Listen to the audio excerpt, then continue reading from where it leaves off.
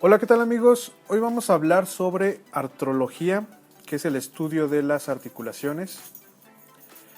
Primero tenemos como definición que es la unión entre dos o más huesos.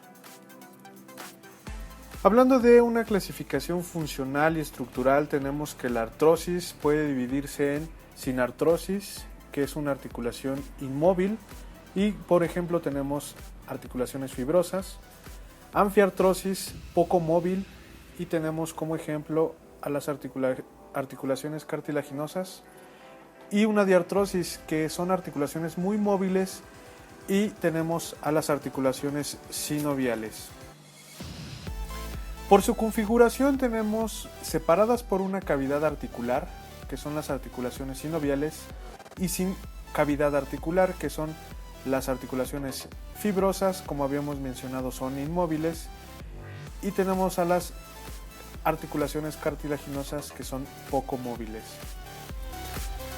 En este esquema tenemos la composición de una articulación sinovial en general, que va a estar compuesta por una cavidad articular, por un cartílago hialino que va a estar recubriendo las epífisis distales y proximal de la articulación, cápsula con una membrana sinovial interna y con una membrana fibrosa, ligamentos y disco de fibrocartílago, que solo algunas articulaciones van a tener este cartílago.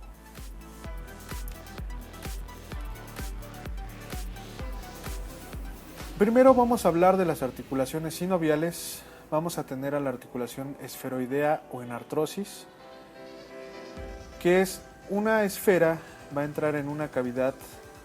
Ejemplos clásicos tenemos la articulación coxofemoral, donde la cabeza del fémur va a entrar en el acetábulo. También tenemos la cabeza humeral, que va a entrar en la cavidad glenoidea, que pertenece a la escápula. Tenemos las articulaciones planas, que son poliaxil. En algunos libros podemos encontrarla descrita como poliaxil o uniaxil.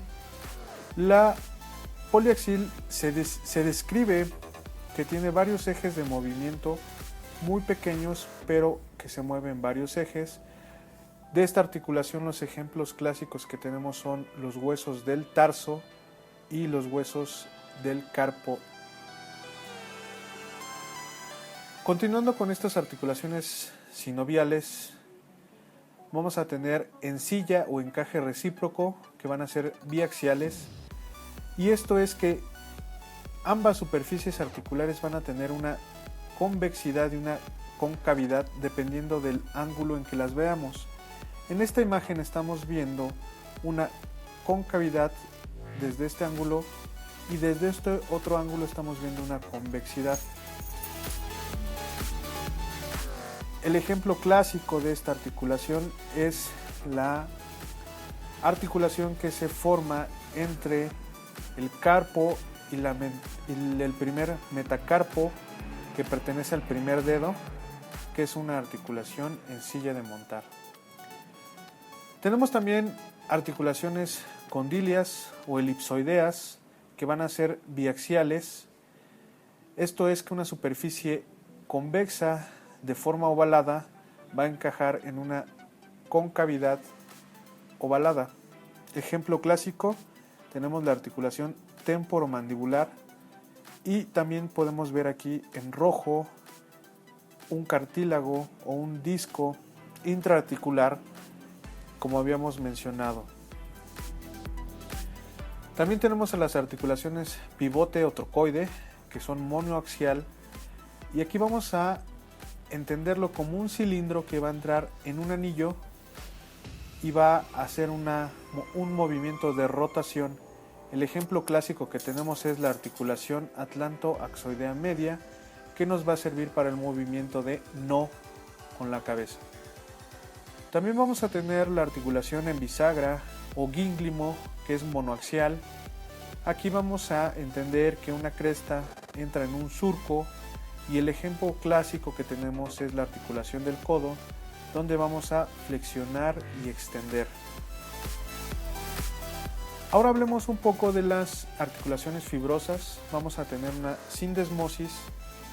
La sindesmosis es una membrana de fibrocartílago que va a estar uniendo dos huesos. Los ejemplos que tenemos son la sindesmosis o el fibrocartílago o membrana interósea que va a estar uniendo a la ulna y el radio, así como a la tibia y a la fíbula.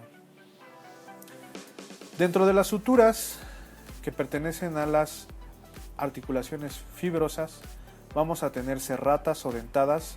Aquí tenemos la articulación frontoparietal. Como podemos ver en la imagen, son como pequeños dientes de sierra que se están articulando entre sí. Otro ejemplo también es la articulación biparietal. Dentro de las articulaciones planas tenemos a los huesos nasales, que son superficies alargadas y planas que van a articularse.